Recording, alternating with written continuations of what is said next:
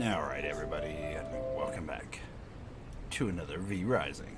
That's right, we're here doing a vampire thing. Last time, we managed to get some more boss kills, as well as make a bit more progress, did a blood moon. It was good times. Today, however, we have even more bosses to kill, and unfortunately, or fortunately, depending on how you look at it, it means we gotta do some fishing. That's right, we're taking on the rat boss. And this thing, it can actually hurt a little bit. It can. As you can see, we're going to need fish bones down here. We're gonna need grave dust, which we have. But we're gonna need these Twilight Snapper. Now, those are pretty much all over the southern part of the map.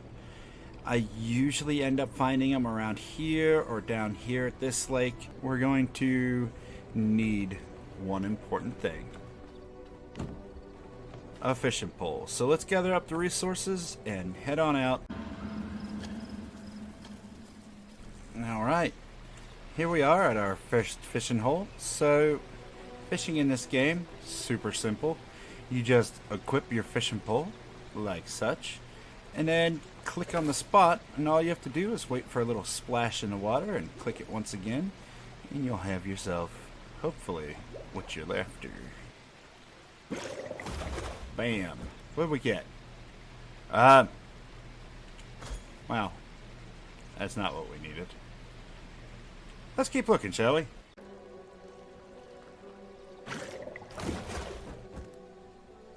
Nope. Nope. Ooh, there's a nice big old chest across the water. Let's grab that real quick. Come on, something good. Hey, nice. An axe upgrade. I'll take it.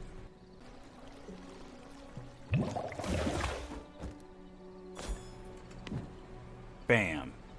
We got it. Excellent. Alright, we're back at base after doing our fishing. And, bam. Okay, let's go ahead and summon us a rat boss. As you can see, it does have a timer, but it should be popping up any second now. Bam.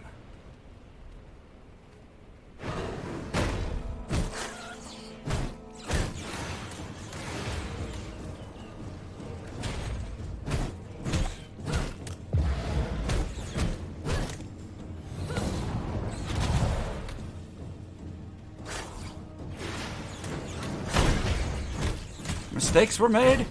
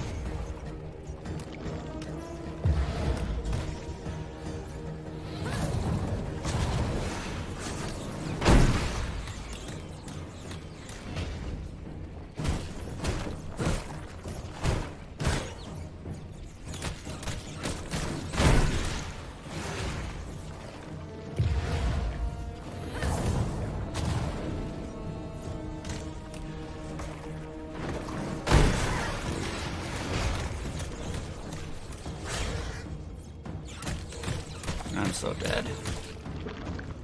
That rapid attack, you have to try to save your dodge for that, but with there being two bosses,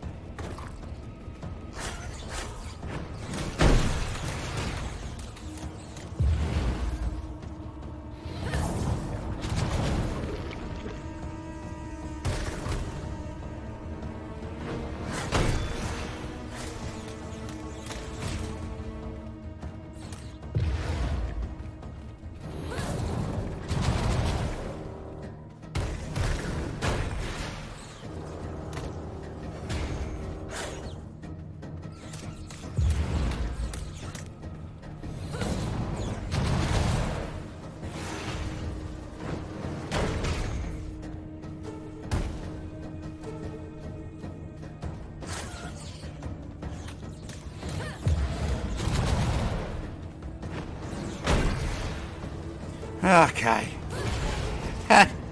Ended up being way harder than it should have been. Dead.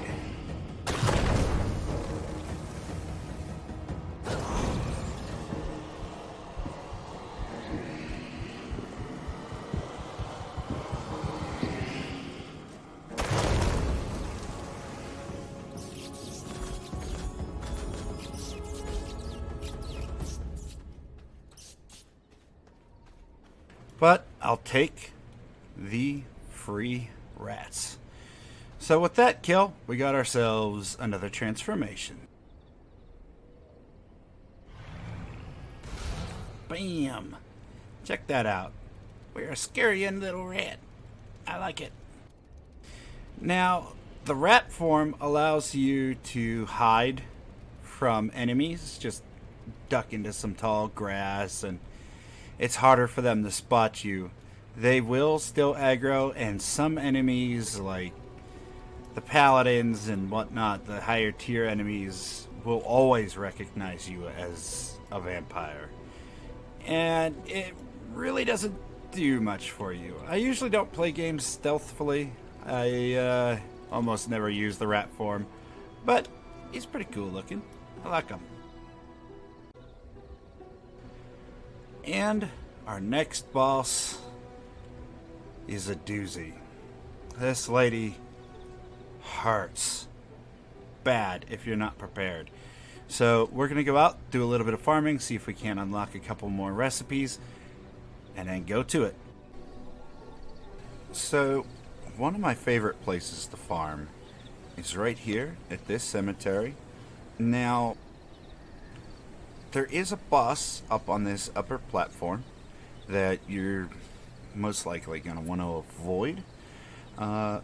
He is challenging at this tier, but all along here there are plenty of coffins that you could be looting, and right in the center where you see this little plus symbol there's a pavilion, and all along that there are coffins and jars and skeletons, and you could get overwhelmed with the number of enemies and AoEs going off at once.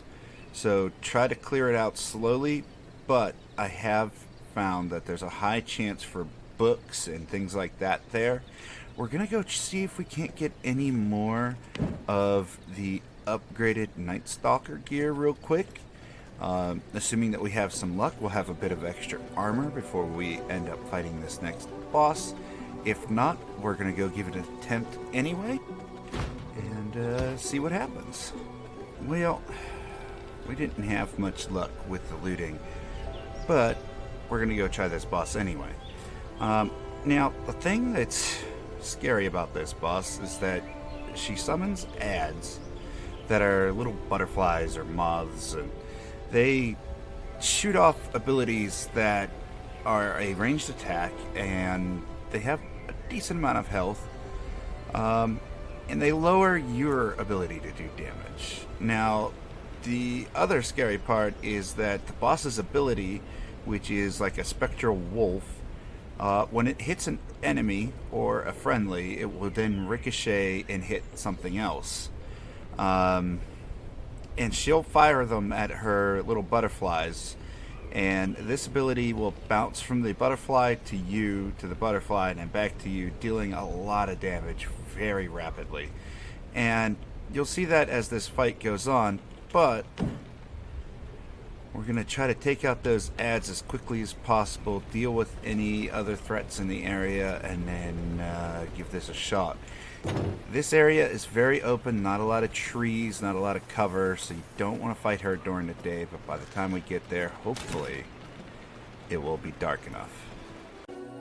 Alright, we're approaching the boss area. Now, as you can see, this is why you don't want to fight this in the daytime.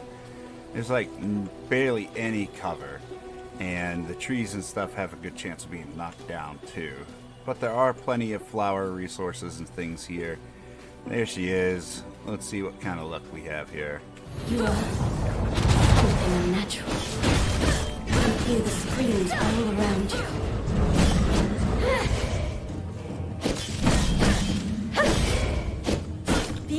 gone! It's the Spectre Wolf I was speaking of.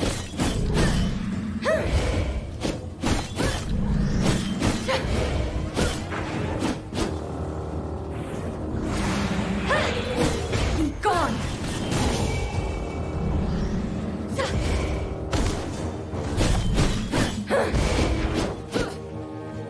Spirits, hear me!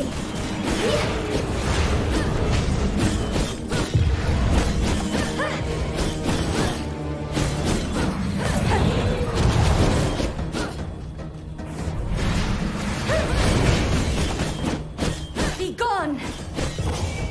Okay.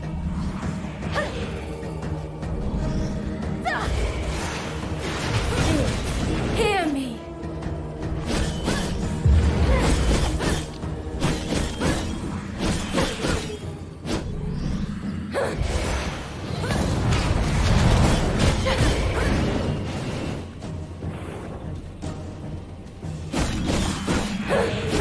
Be gone! Nerg. Spirits, hear me!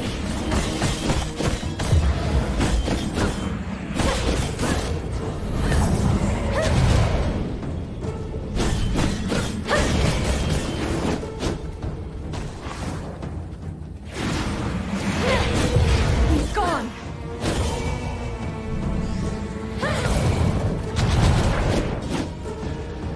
Spirits, hear me!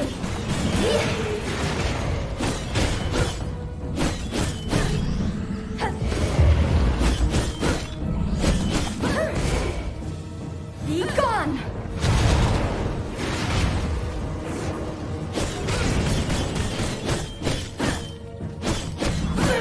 There we go. Didn't need the upgrades after all. Familiar.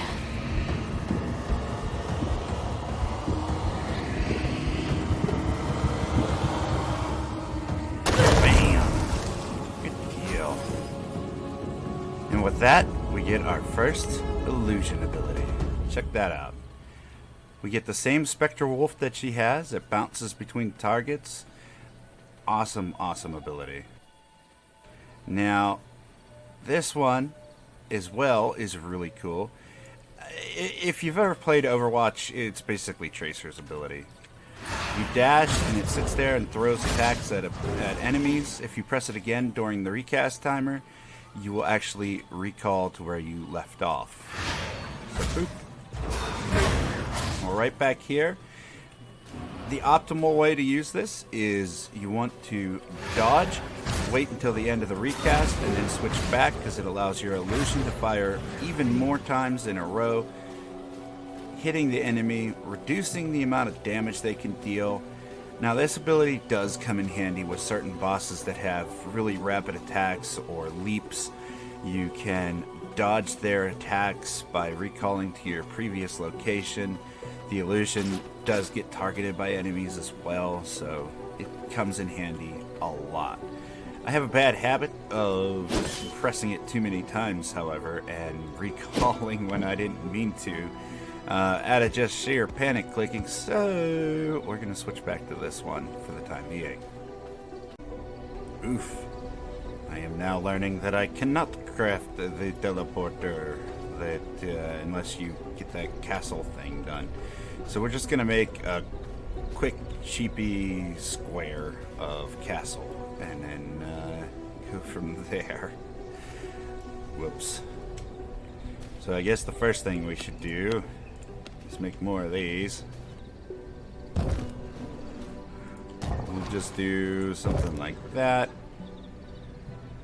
And then for our castle walls, we're going to need the brick that we've been making and our lumber. So there you go, brick.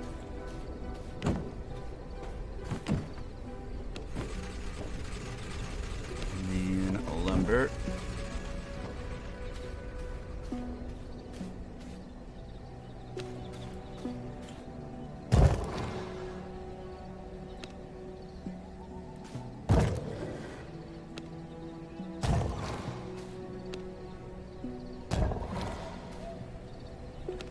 Quick door. go. And then we need a floor. Whoops.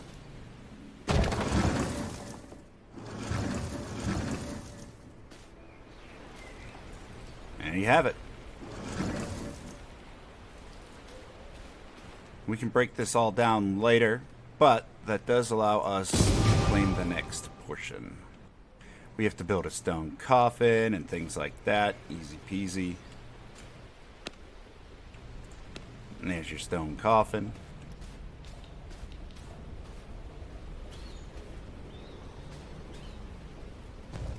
Bam.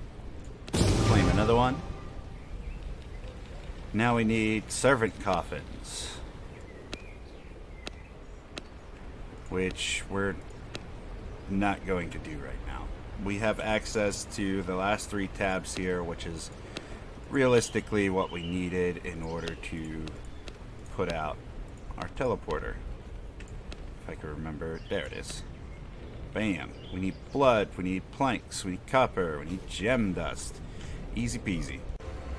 If you're having a hard time finding gem dust, you just break the rocks with the little crystals on them. They give you the gems and a little bit of gem dust as well. I've been breaking a lot of those because I know how valuable gems can be later on. They're actually used in a lot of recipes, so never throw that away. Don't pass up the opportunity to pick it up, and you'll be good to go when the time comes. Alright, we're now ready to place our teleporter. Bam. That is an exterior item, so you can't place it inside a castle, but as these are just outdoor palisades, you can place it. So if you hold the button on the teleporter, it will let you know that you have resources in your inventory and you cannot teleport with them. But if you could, any of these little way gates here you could teleport to. Now, the ones that are covered in fog of war you cannot teleport to. You have to actually go to the location. You don't have to interact with it or anything. You just have to not have it in the fog. But now that we have that down, I also got enough paper. We're gonna unlock something new. Pains brew. That's nice. That gives us a little bit of extra spell power and will come in handy for certain bosses. I might make one for the bear boss. I don't recall what is involved in that, so why don't we look? Now you have it. Snowflowers, water. I believe we have that.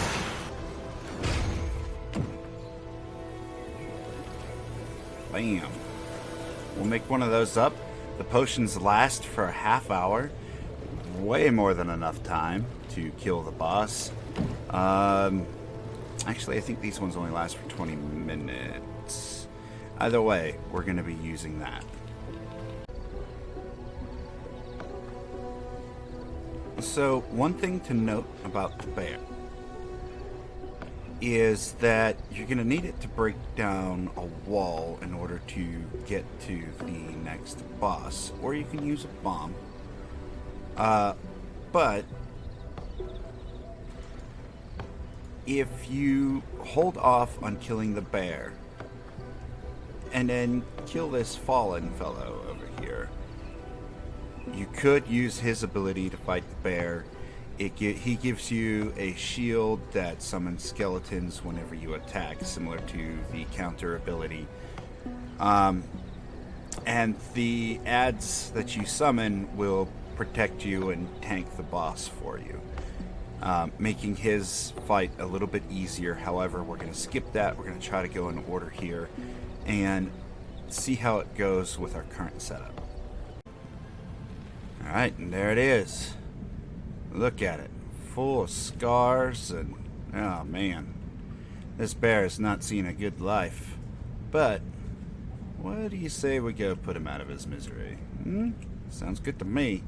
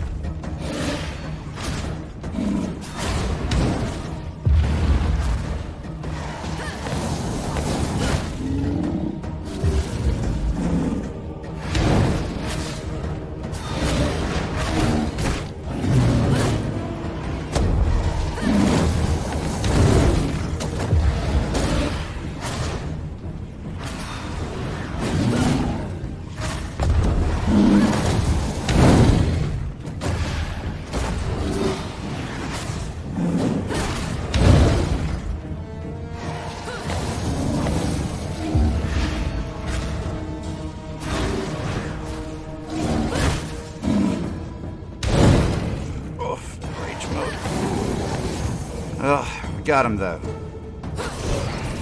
Oh, we got him. Good deal. Your furry bud is going to come in handy. Whoosh.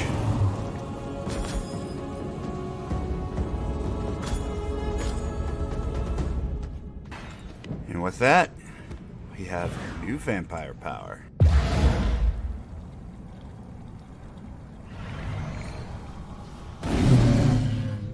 Nice. I kind of wish it would be the bear that you just killed and you would have like the scars and stuff, but that's really neat. So unlike the wolf, you can actually attack with the bear. You get a little swipe, and then you got your Q ability.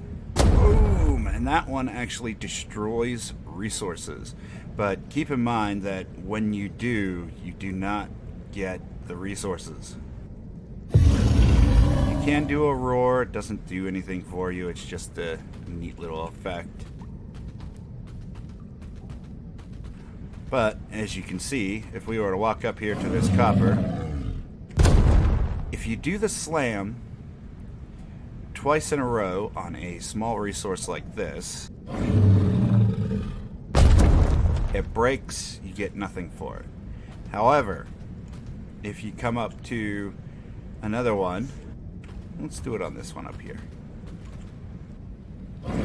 You do your little slam ability, and then you swipe at it a couple times.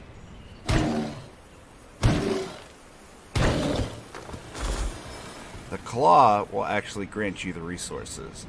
Now, your form's damage is based off of the weapon you're using. So if we were to equip the hammer, we'd have a little better time breaking down these resources, as you can see. And that's pretty cool that it actually utilizes your weapons.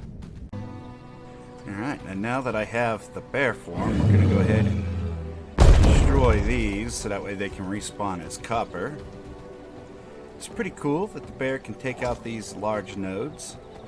Hopefully we get a good resource when they respawn. Bam, gone. Alright everybody, and that's going to do it for us here today. Thank you so much for stopping out. I greatly appreciate you. Hopefully you're getting in on them giveaways before you leave, as well as checking out all the medias that I have. There should be links down there in the description for Rumble, YouTube, Twitter, and Twitch. Fun things going on out there. And, as always, take care of yourself. Take care of your loved ones. Stay healthy out there. And I'll see you in the next one. Bye, everybody.